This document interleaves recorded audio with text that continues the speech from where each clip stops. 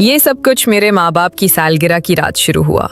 मैं कई हफ्तों से उस दिन का इंतजार कर रहा था, क्योंकि हर साल हम कुछ खास करने की कोशिश करते थे। कभी किसी अच्छे रेस्टोरेंट में डिनर, कभी घर में छोटी सी तकरीब। मगर इस साल कुछ अलग था। अब्बू ने शहर के किनारे पर एक पुराना फार्म हाउस किराए पर लिया था। इश्तिहार में लिखा था, ये जगह पुरसुकून और रोमांटिक है। कम से कम कागजों पर तो ऐसा ही लग रहा था। जब हम वहां पहुंचे तो मेरे दिल में अजीब सा बोझ उतर आया। फार्म हाउस दौर से ही थका हुआ और भूतिया लग रहा था। दीवारों पर दरारें थी, खिड़कियां गिर्द से भरी हुई, जैसे कई सालों से कोई वहां ना रहा हो। अम्मी ने मसनूई मुस्कुराहट से कहा, पुरानी जगहों का अलग ही मजा होता है ना? अबू हंसती और सामान अंदर ले गए, मगर मेरे दिल से वो बेचैनी नहीं गई। अंदर दाखिल होते ही अजीब सी बदबू ने मेरा इस्तकबाल किया। गीली लकड़ी और किसी धात जैसी सड़ांड, जैसे खून सूखने के बाद की खुशबू। मैंने खुद को समझाया कि बस एक रात की बात है, लेकिन दिल कह रहा था कि ये घर खुद हमें देख रहा है और सांस रोके बैठा है। डाइनिंग टेबल हमने बड़े हॉल में सजाया।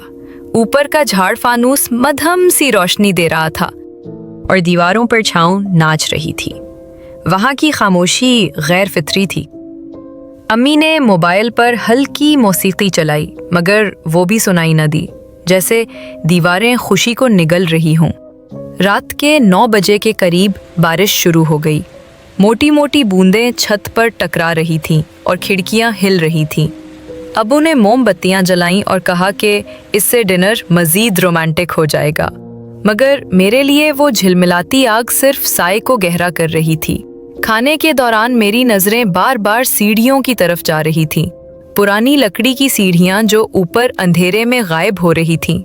जितना मैं अपने खाने पर तवज्जो देना चाहता, उतना ही मेरा दिल वहां खिंच जाता, जैसे कोई या कुछ वहां खड़ा मुझे घूर रहा हो।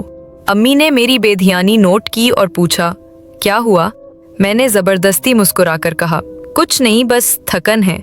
लेकिन इसी लम्हे मेरी आंख के कोने से हल्की सी हरकत दिखाई दी, छोटी सी परछाएं झटकेदार हरकत करती हुई, जैसे कोई बच्चा चारों हाथ पैरों के बिल रेंग रहा हो। मेरी सांस रुक गई। अबू ने ग्लास उठाकर कहा, हमारी मोहब्बत के नाम और आने वाले बरसों के लिए। हमने ग्लास टकराए और लम्हा भर के लिए माहौल नॉर्मल लगा, मगर फिर ऊपर का झाड़ फानूस चिड़चिड़ाने लगा और जोर जोर से हिलने लगा। एक मोमबत्ती बुझ गई, हालांकि हवा का कोई धोंका नहीं था। फिर ऊपर से हल्की सी धुन बजने लगी। लॉरी की आवाज। अम्मी साकित हो गईं। अबू की मुस्कुराहट गायब हो गई। वो धीरे से ब्लोइंग, तुमने भी सुनी? मैंने सर हिलाया। दिल मेरे सीने से टकराने लगा। अबू ने टॉर्च उठाई और सीढ़ियों की तरफ बढ़ गए। बोले, शायद चूहे हैं, मगर उनकी आवाज कांप रही थी। मैं भी पीछे चल दिया। हर कदम पर सीढ़ी चरचराती। ऊपर की हवा ठंडी और बोझिल थी। अचानक वो लॉरी बंद हो गई और छोटी छोटी दौड़ती टांगों की आवाज आने लगी। हम ऊपर पहुंचे। टॉर्च की रोशनी लर्जी और एक लम्हे के लिए सामने लंबे कॉरिडोर के आखिर में एक बच्ची खड़ी दिखाई दी। उसकी जिल्द सरमई, कपड़े पुराने और भीगे हुए, जैसे अभी अभी बारिश से निकली हो। उसका सर अजीब जाविये पर झुका हुआ और आंखें बिल्कुल स्याह। मेरी चीख निकलने ही वाली थी कि रोशनी बुझ गई। दोबारा जलने पर वो गायब थी। अम्मी नीचे से कांपती आवाज में पुकारें, क्या देखा तुमने? अबू ने झट से टॉर्च बंद की और बोला, कुछ नहीं, वहमी होगा। लेकिन उनके हाथों की लर्जिश सच बोल रही थी। हम नीचे आए और माहौल मजीद बोझल हो गया। अम्मी ने कहा कि केक काट लेते हैं, शायद खुशी का लम्हा वापस आ जाए।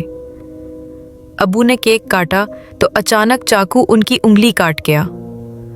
खून की बूंदें सफेद फ्रस्टिंग पर टपकी, लेकिन फिर वो खून अजीब तरह से फैलने लगा, जैसे जड़ें फैल रही हों।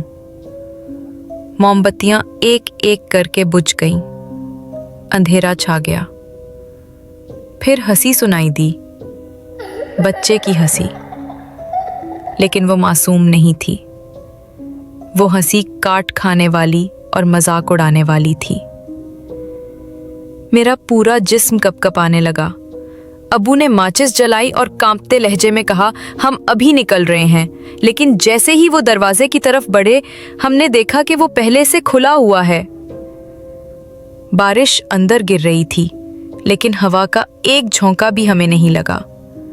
और दहलीज पर वही बच्ची खड़ी थी। उसका झुका हुआ सर, भीगे बाल और फटी फटी आवाज में कुछ कह रही थी जो बारिश ने ढांप लिया। अम्मी चीखें, अबू ने माचिस गिरा दी। फिर अंधेरा छा गया। हम पीछे की तरफ भागे ताकि दूसरा दरवाजा ढूंढ सकें, मगर हर दरवाजा अंदर से बंद था, जैसे घर ने हमें कैद कर लिया हो। रात खत्म ही नहीं हो रही थी। हर कमरे में साए हरकत करते, सरगोशियां पीछा करती। मैंने एक आईने में झांका तो अपना अक्स नहीं बल्कि एक अंधेरी आंखों वाला खाली चेहरा देखा।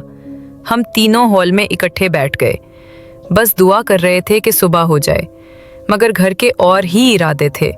रात 12 बजते ही पुरानी घड़ी ने घंटियां बजाएं। हर आवाज़ मेरे दिमाग में हथौड़े की तरह लगी। और फिर सीढ़ियों से वो बच्ची दोबारा नमूदार हुई, मगर इस बार वो अकेली नहीं थी। उसके पीछे दर्जनों साए निकले, कुछ बच्चे, कुछ बड़े, सबके चेहरे मस्ख शुदा, जैसे वो खौफनाक हादसों में मरे हों। वो खामोश खड़े हमें देख रहे थे। अम्मी ने मेरा बाजू इतना जोर से पकड़ा कि नाखून रड़ गए। अबू ने कांपते लहजे में कहा, पीछे रहो। बच्ची मुस्कुराई, उसके दांत सियाह थे, और फिर उसने कहा, आज हमारी सालगिरह भी है। इसी लम्हे सारी मोमबत्तियां खुद ब खुद जल उठी और दीवारों का पुराना वॉलपेपर झड़ गया। नीचे से खून में बने अजीब निशानात जाहिर हुए। फर्श सांस लेता हुआ महसूस हुआ। अम्मी बेहोश हो गईं। अबू ऊपर देखने लगे। मैंने उनकी नज़र का पीछा किया। छत पर दर्जनों हाथ रिंग रहे थे, कटे हुए हाथ, कुछ छोटे कुछ बड़े। उनकी उंगलियां लकड़ी नोच रही थीं, जैसे नीचे गिरकर हमें दबोच लेना चाहती हूँ। हम साकित खड़े थे कि एक एक करके वो हाथ छत से गिरने लगे। वो कटे हुए हाथ एक एक करके छत से गिरते जा रहे थे, फर्श पर टकरा कर रेंगने लगते। उनकी उंगलियां लकड़ी नोचती हुई हमारी तरफ बढ़ रही थीं। अम्मी बेहोश थीं और अब्बू ने उन्हें संभालने की कोशिश की, मगर उनके अपने हाथ कांप रहे थे। मैंने चीख कर कहा, ये सब ख्वाब है, ये सब ख्वाब है। मगर अंदर से मुझे यकीन था कि ये सब हकीकत है और ये घर हमें छोड़ने वाला नहीं। अचानक वो छोटी बच्ची फिर सामने आ गई। इस बार वो करीब तर थी, बस चंद कदम के फासले पर। उसकी आंखों के सियाह घड़े खाली नहीं थे। अंदर कुछ हरकत कर रहा था, जैसे दर्जनों छोटे कीड़े उसकी आंखों में रेंग रहे हों। उसने खिलखिलाकर हंसा और बोली, कहाँ जा रहे हो? जश्न अभी शुरू हुआ है। अबू ने हिम्मत करके मोमबत्ती उठाई और उसकी तरफ बढ़ाई, लेकिन जैसे ही रोशनी उस पर पड़ी, वो धुएं में तहलील हो गई और अचानक अबू के पीछे आ खड़ी हुई। अबू को खबर तक ना हुई। मैंने चीख कर कहा, अबू पीछे। अबू ने पलटकर देखा और उनके हाथ से मोमबत्ती गिर गई। बच्ची ने उनके कान के करीब आकर सरगोशी की, तुम्हें जाना है तो खून देना होगा। अबू ने मुझे और अम्मी को देखा, जैसे वो समझ गए हों कि अब उनमें और बर्दाश्त नहीं। वो हमें खींच कर कमरे से बाहर ले आए, दरवाज़ा धक्के से बंद कर दिया। अंदर से कहकहे सुनाई दिए, जैसे दर्जनों लोग इकट्ठे हंस रहे हों। हम अंधेरे में टटोलते रहे, कभी दीवार से टकरा जाते, कभी पुराने फर्नीचर से। हर कमरा एक जैसा लगता था, जैसे घर अंदर से बदल रहा हो। खिड़कियां कहीं ना जाती, दरवाजे घूम कर वापस उसी हॉल में ले आते। अचानक एक दरवाज़ा आधा खुला मिला। अबू ने मुझे अंदर धकेला और अम्मी को भी। हम एक छोटे कमरे में आ गए। वहाँ एक पुराना संदूक रखा था, जंग आलूद और बंद। लेकिन अजीब बात ये थी कि इस संदूक से धड़कनों की आवाज़ आ रही थी, जैसे इसके अंदर दिल धड़क रहा हो। अम्मी होश में आई और रोते हुए बोली, ये जगह मनहूस है, हमें यहाँ नहीं आना चाहिए था। अबू संदूक के करीब गए तो उसका ढक्कन खुद ब खुद खुल गया। अंदर पुराने कपड़े, खिलौने और एक तस्वीर रखी थी। तस्वीर में वही छोटी बच्ची थी, लेकिन साथ उसके वालिदैन खड़े थे और उनके चेहरे पहचाने नहीं जा रहे थे, धुंधले और कटे फटे। तस्वीर के नीचे खून से लिखा था, जो भी इस घर में खुशी मनाएगा वो हमारे खानदान का हिस्सा बन जाएगा। अम्मी ने घबरा कर कहा, ये सब हमें क्यों सता रहे हैं? हम तो सिर्फ एक रात के लिए आए थे। अभी वो बात ख़त्म ही कर पाई थी कि कमरे के कोने से किसी औरत के रोने की आवाज़ आई। हम तीनों चूक गए। अंधेरे में एक औरत का साया नज़र आया। वो लंबे बालों वाली, सफ़ेद कपड़ों में लिपटी हुई, आहिस्ता आहिस्ता हमारी तरफ रेंग रही थी। उसके हाथ और पाँव उल्टे थे। मैंने चीख कर दरवाज़ा खोला, मगर बाहर अंधेरा था। फिर भी हम दौड़ पड़े। कॉरिडोर ख़त्म ही नहीं हो रहा था। हर तरफ एक जैसी दीवारें, एक जैसी खिड़कियाँ, और फिर अचानक वो सब साए वापस आ गए। बच्चे बड़े सब हमारे रास्ते में खड़े थे। उनकी आंखों से खून बह रहा था। उनके मुंह खुले थे, लेकिन कोई आवाज़ नहीं निकली। अबू ने ज़ोर से कहा, हमें जाने दो, हम तुम्हारा कुछ नहीं बिगाड़ने आए। छोटी बच्ची आगे बढ़ी और बोली, ये घर भूखा है, तुम्हारी खुशियाँ इसकी खुराक हैं।